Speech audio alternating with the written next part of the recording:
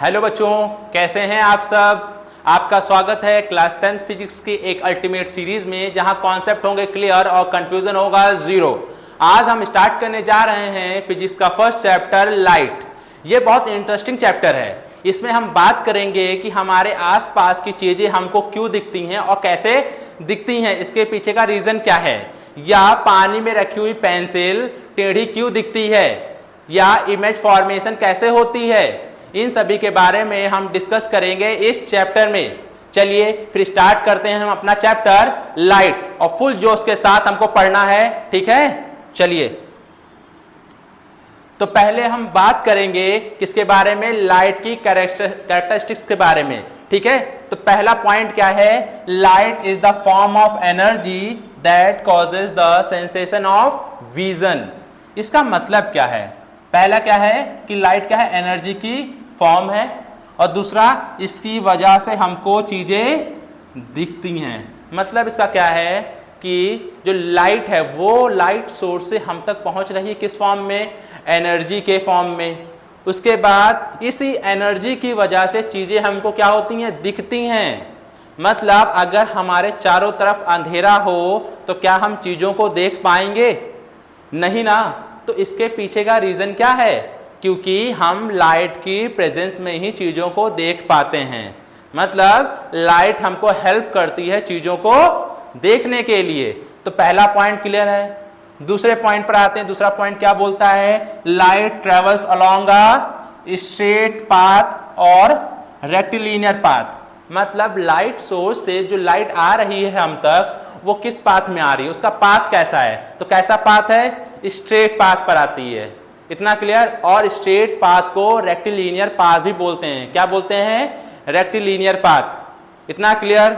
अच्छा, ये समझो, एक चीज ध्यान रखना कि लाइट के इस पाथ की वजह से हमको किसी भी ऑब्जेक्ट की शैडो दिखती है ना। क्या होता है, अगर लाइट का पाथ स्ट्रेट है, यही रीजन है कि हमको हर एक ऑब्जेक्ट की एक क्या दिखती है, शैडो दिखती है। इतना क्लियर, कोई दिक्कत। तो शैडो फॉर्मेशन के लिए कौन रिस्पॉन्सिबल है, लाइट का स्ट्रेट पाथ पर ट्रेवल होना। That is clear. चलिए नेक्स्ट पॉइंट पर आते हैं। But when size of opaque object become very small, ध्यान से सुनिएगा, when size of opaque object become very small, then light have to tendency to bends around it. अब इसका मतलब क्या है, अभी तक हमने क्या पढ़ा कि लाइट स्ट्रेट पाथ में ट्रेवल करती है, वो कहीं से बेंड नहीं होती। लेकिन नेक्स्ट ही पॉइंट में ये कह रहे हैं कि ये बेंड भी हो जाती है। तो ये चक्कर क्या है, तो समझना ध्यान से। अगर ओपेक ऑब्जेक्ट क्या हो, बहुत छोटा हो, जैसे कि एक एग्जांपल देते हैं, समझिएगा। आपको ये पता है कि डस्ट पार्टिकल कैसे होते हैं, ओपेक होते हैं ना, ओपेक। और आपको ये भी पता है कि हमारे चारों तरफ बहुत सारे डस्ट पार्टिकल्स हैं, लाखों करोड़ों, हैं कि नहीं है ना। तो उनकी कभी आपने शैडो फॉर्म होते हुए देखी है, बताइए। अगर वो ओपेक हैं तो उनकी शैडो बननी चाहिए ना। तो क्या आपने उनकी शैडो फॉर्म होते हुए देखी है, नहीं ना। क्यों, क्योंकि वो बहुत ही क्या है, छोटे हैं। और जब कोई भी पार्टिकल, कोई ओपेक ऑब्जेक्ट बहुत छोटा होता है, तो लाइट क्या करता है, उसके अबाउट बेंड हो जाता है। इतना क्लियर है। तो लाइट के इस बेंड होने की जो प्रॉपर्टी है, जो इफेक्ट है, उसको क्या बोलते हैं, डिफ्रैक्शन ऑफ लाइट बोलते हैं। इतना क्लियर हुआ कि नहीं हुआ बच्चों, कोई दिक्कत यहां तक। चलिए फिर हम आगे बात करते हैं टाइप ऑफ मीडियम, कि हमारे चारों तरफ कौन कौन से टाइप के मीडियम होते हैं। तो हमारे चारों तरफ 3 टाइप के मीडियम अवेलेबल होते हैं। उसमें से पहला कौन सा है, ट्रांसपेरेंट मीडियम। तो इस मीडियम के बारे में तो सब लोग जानते होंगे, नाम से ही पता है, ट्रांसपेरेंट। तो ऐसे मीडियम जिसमें से लाइट क्या हो सके, कंप्लीटली पास हो सके, ऐसे सब्सटेंस को क्या बोलते हैं, ट्रांसपेरेंट सब्सटेंस या ट्रांसपेरेंट मीडियम, ठीक है। चलिए, तो वही डिफिनेशन लिखी हुई है, a substance that allows light to pass through it, ठीक है। कि ऐसे सब्सटेंस जो लाइट को अपने थ्रू पास करने के लिए अलाउ करते हैं। अगर इसके एग्जाम्पल की बात करें तो क्या होगा, ग्लास, क्लियर वाटर, है ना, और बहुत सारे एग्जाम्पल हो सकते हैं। ठीक है, आगे आते हैं ट्रांसलूसेंट मीडियम। अब ट्रांसलूसेंट क्या होता है, तो बस थोड़ा सा चेंज, क्या चेंज, ट्रांसपेरेंट में क्या था, लाइट कंप्लीटली पास हो रही थी, लेकिन ट्रांसलूसेंट में क्या होगा कि लाइट पार्शली पास होगी, कंप्लीटली लाइट पास नहीं होगी, थोड़ी सी ही लाइट क्रॉस कर सकती है। ऐसे मीडियम को या ऐसे सब्सटेंसेस को क्या बोलते हैं हम लोग, ट्रांसलूसेंट बोलते हैं। तो देखिए डिफिनीशन क्या लिखी हुई है, a substance that allows light to pass through its partially. इतना क्लियर है कि नहीं क्लियर है, कोई दिक्कत? अगर इसके एग्जांपल की बात करें तो क्या है, frosted glass, tissue paper, butter paper, और अगर किसी पेपर पर ऑयल गिर जाता है तो वो भी कैसे बिहेव करता है, ट्रांसलूसेंट मीडियम की तरह बिहेव करता है। इतना क्लियर है कि नहीं क्लियर है, कोई दिक्कत? चलिए फिर आता है ओपेक मीडियम। ठीक है, ओपेक मीडियम क्या होता है, ऐसा मीडियम या ऐसा सब्सटेंस जिसके थ्रू लाइट क्रॉस नहीं कर सकती है ना, जिसके थ्रू लाइट बिल्कुल क्रॉस ना कर सके, ऐसे मीडियम क्या बोलते हैं, ओपेक मीडियम बोलते हैं। क्या बोलते हैं, ओपेक मीडियम। ठीक है, इसके एग्जांपल्स क्या होंगे, है ना, पहले डिफिनीशन पढ़ लेते हैं। डिफिनीशन क्या है, a substance that does not allows light to pass through it, है ना, मतलब ऐसा मीडियम या ऐसा सब्सटेंस जिनके थ्रू लाइट क्या कर सके, पास ना कर सके। ठीक है, इस एग्जांपल की बात करें तो क्या हो जाएगा, बुक, वॉल, और बताइए क्या एग्जांपल होगा, बुक, वॉल के अलावा ह्यूमन, हम हो सकते हैं ना, हो सकते नहीं हो सकते, हमारे अंदर से क्या लाइट पास कर सकती है, नहीं ना।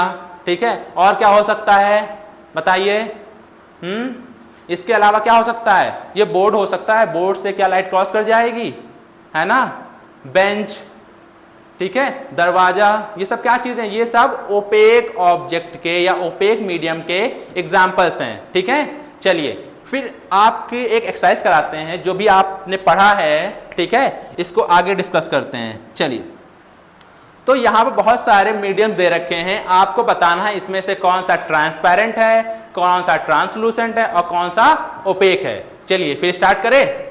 चलिए बताइए, ये कौन सा मीडियम है, ये कौन सा मीडियम है, जल्दी, कौन सा है ये, ट्रांसलूसेंट।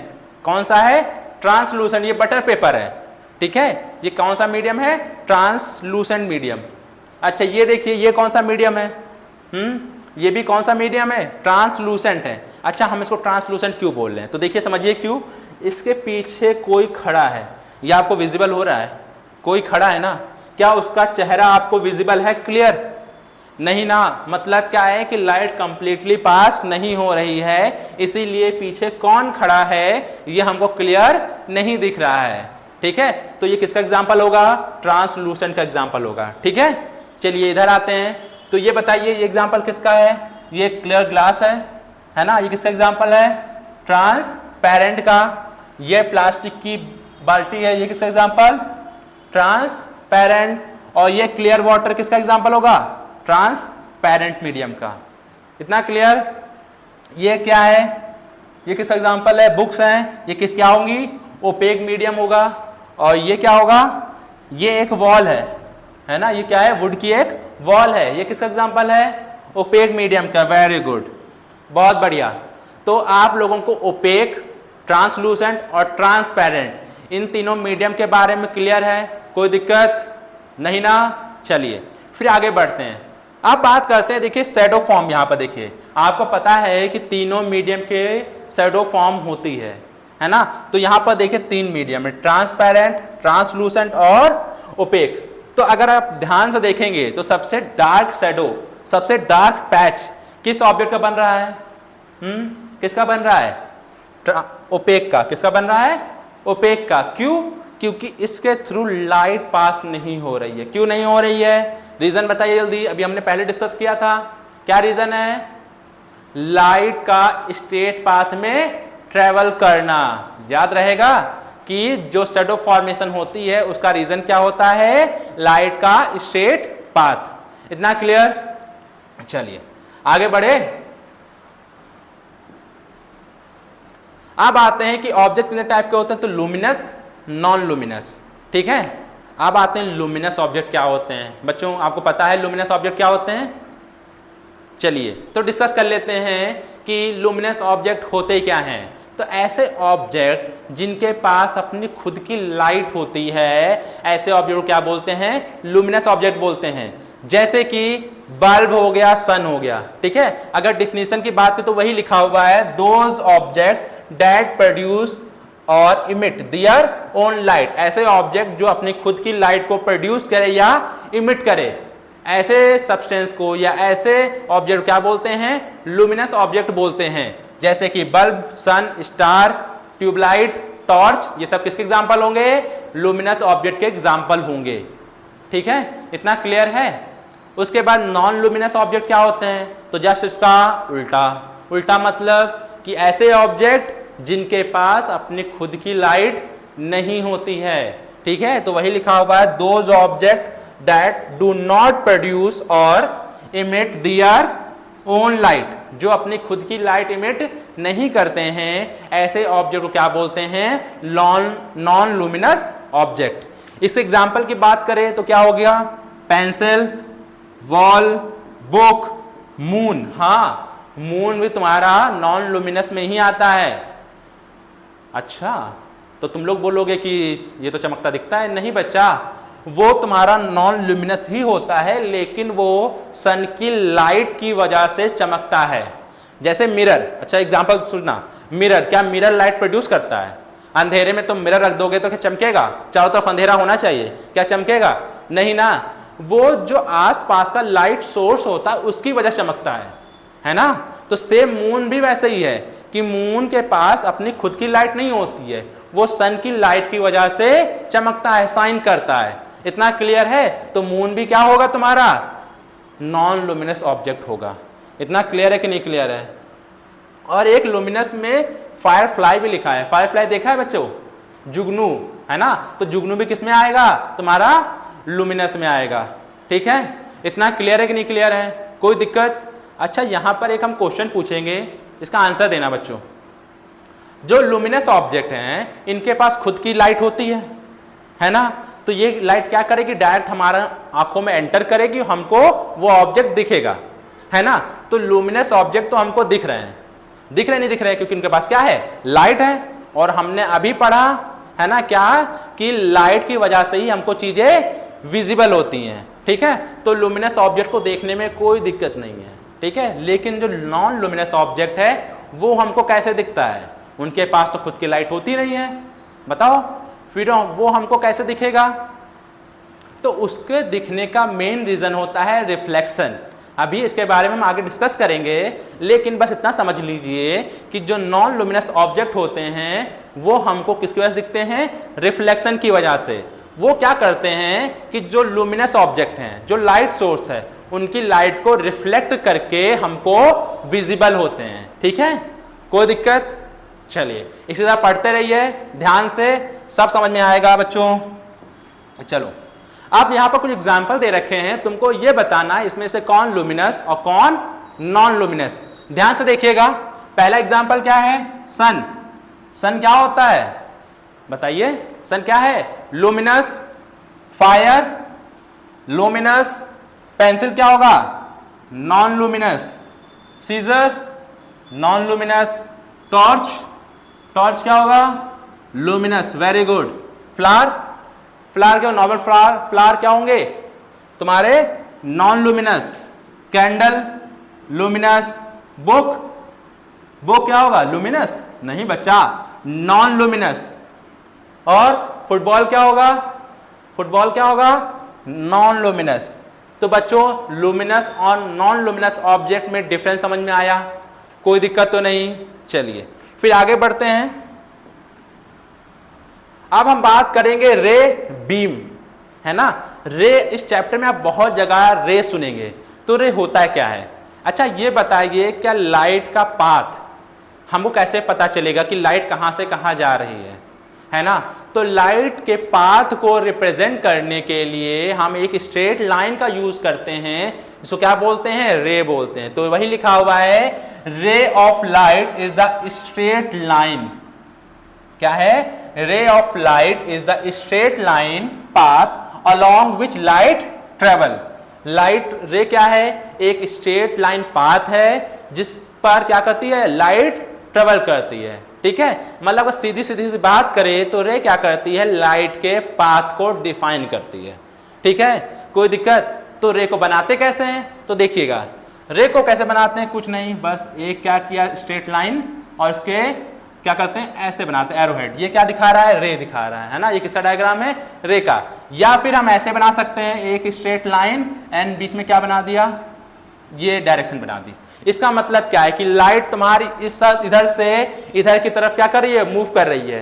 तो रे का मेन पर्पस क्या होता है? लाइट के पाथ को रिप्रेजेंट करना। इतना क्लियर है कि नहीं क्लियर है बच्चों? कोई दिक्कत? चलिए आगे आते हैं। अब आते हैं बीम पर। तो बीम क्या होता है? जब बहुत सारी लाइट रेज एक साथ निकल रही हो, है ना, या हम बोले कलेक्शन ऑफ रेज, है ना, जो रेज का कलेक्शन होगा उसको क्या बोलेंगे? बीम बोलेंगे। तो क्या है? A number of rays combined together form a beam of light. मतलब बहुत सारी रेज मिलकर क्या बनाती हैं? बीम बनाती हैं। ठीक है, तो इसका देखें तो देखिएगा, एक लाइट रेज, ये दूसरी, तीसरी, चौथी, ये 4 लाइट रेज हैं। एक साथ कंबाइन होकर ये क्या बन गई? ये चारों क्या बन गई? इन चारों को हम एक साथ क्या बोलेंगे? बीम। क्या बोलेंगे? बीम। इतना क्लियर है? कोई दिक्कत बच्चों? चलिए, तो अब टाइप ऑफ रेस पढ़ लेते हैं। अच्छा, ये ध्यान से पढ़िएगा, ये आगे आपके बहुत यूज आने वाली हैं। जब आप इमेज फॉर्मेशन करेंगे तो वहां पर इनका बहुत यूज आएगा, तो ध्यान समझिएगा। तो टाइप ऑफ रेस क्या होता है कि रेस 3 टाइप की होती है, कन्वर्जिंग, डाइवर्जिंग और पैरेलल। ठीक है, तो कन्वर्जिंग रेस क्या होती हैं? तो कन्वर्जिंग नाम से देखिए क्या लिखा है? कन्वर्ज। कन्वर्ज मतलब क्या होता है? एक पॉइंट पर मीट करना। मतलब कहीं से भी लाइट रेज आ रही होंगी चारों तरफ से और वो क्या करेंगे? एक पॉइंट पर मीट कर जाएंगी। ठीक है, तो उसको क्या बोलेंगे? उन सभी रेस को क्या बोलेंगे? कन्वर्जिंग रेस बोलेंगे। ठीक है, कोई दिक्कत? अगर मैं इसका डायग्राम बना तो कैसा होगा कि एक लाइट रेज यहां से आई, एक यहां से आई, यहां से आई, और तीनों की तीनों क्या की? इस पॉइंट पर मीट कर गई। इस पॉइंट पर मीट गई, पॉइंट ओ है। ठीक है, पॉइंट क्या हुआ?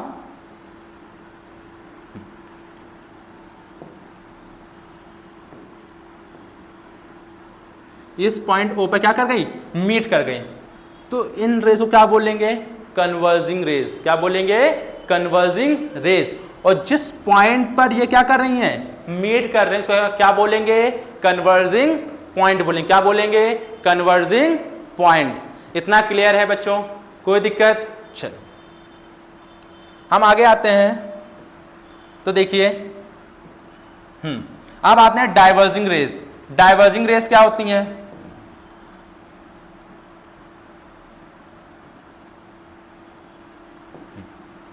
डाइवर्जिंग रेस क्या होती हैं? तो कन्वर्जिंग क्या है? जहां पर लाइट कन्वर्ज हो रही है। डाइवर्जिंग क्या होगा? इसका उल्टा। जब लाइट रे एक पॉइंट से निकलती हुई अपीयर हो, है ना, जब लाइट क्या हो? एक पॉइंट से चारों तरफ स्कैटर हो जाए। ठीक है, जैसे कि बात करें, देखिए ध्यान से समझिएगा कि ये क्या है? आपका एक पॉइंट सोर्स है। क्या है? पॉइंट सोर्स है। ये क्या है? लाइट का एक पॉइंट सोर्स है। यहां से लाइट रेस निकलती हैं। तो एक लाइट चली गई इधर डायरेक्शन में, एक चली गई इस डायरेक्शन में, एक चली गई इस डायरेक्शन में, मैंने कहा एक इधर भी चली गई। तो ये सारी लाइट रेस क्या हो रही है? एक ही पॉइंट से निकल रही है ना, एक ही पॉइंट से निकल रही है ना, डाइवर्ज हो रही हैं, स्कैटर हो रही हैं। तो इन सारी रेस को क्या बोलेंगे? डाइवर्जिंग रेज बोलेंगे। क्या बोलेंगे? डाइवर्जिंग रेज बोलेंगे। क्लियर है? और इस पॉइंट को क्या बोलेंगे बच्चों? ये जो पॉइंट है जहां से लाइट रेज निकल रही है क्या बोलेंगे? Point source. हाँ, लाइट सोर्स बोलेंगे। देखो, लाइट सोर्स तो बोलेंगे, लेकिन इसके अलावा इसको डाइवर्जिंग पॉइंट भी बोलेंगे, जहां से लाइट क्या होती है? डाइवर्ज होती है। जिस पॉइंट से क्या हो जाए? लाइट डाइवर्ज हो जाए। इतना क्लियर है? चलिए, तो 2 हमने टाइप पढ़ लिए। अब लास्ट टाइप क्या है? Parallel raise. ये तो समझ में बच्चों आ ही गया होगा कि पैरेलल रेज का मतलब क्या होता है। ठीक है, चलिए हम बताते हैं। ठीक है, जिसको समझ नहीं आया है वो समझ लेगा। पैरेलल रेस का मतलब क्या होता है? जब रेस क्या हो जाए, एक दूसरे के पैरेलल हो जाएं, क्या हो जाएं, एक दूसरे के पैरेलल हो जाएं, तो क्या बोलेंगे हम लोग? पैरेलल रेस बोलेंगे। जैसे कि देखिए यहां पर समझिएगा, एक लाइट ये, दूसरी ये चारों लाइट रेस क्या हैं? एक दूसरे के पैरेलल हैं कि नहीं है ना? तो इनको क्या बोलेंगे? पैरेलल रेस बोलेंगे। क्या बोलेंगे? Parallel race. इतना क्लियर है कि नहीं क्लियर है? और ये सभी चीजें, ये तीन टाइप की जो रेस हमने पढ़ी, कन्वर्जिंग, डाइवर्जिंग और पैरेलल, ये आगे बहुत यूज आने वाली है। ठीक है, तो ये क्लियर हुई कि नहीं हुई?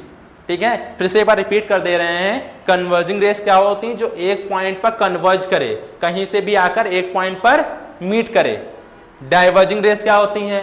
ऐसी रेस जो एक पॉइंट से क्या हो, डाइवर्ज हो, है ना, एक पॉइंट से क्या हो, स्कैटर हो। ठीक है, ऐसे क्या बोलेंगे? ऐसी रेस को डाइवर्जिंग रेस। एंड सबसे लास्ट पॉइंट, सबसे लास्ट टाइप क्या है? Parallel rays. इसमें क्या होंगी? सारी लाइट रेस एक दूसरे के पैरेलल होंगी। ठीक है, तो इतना क्लियर है? चलिए बच्चों,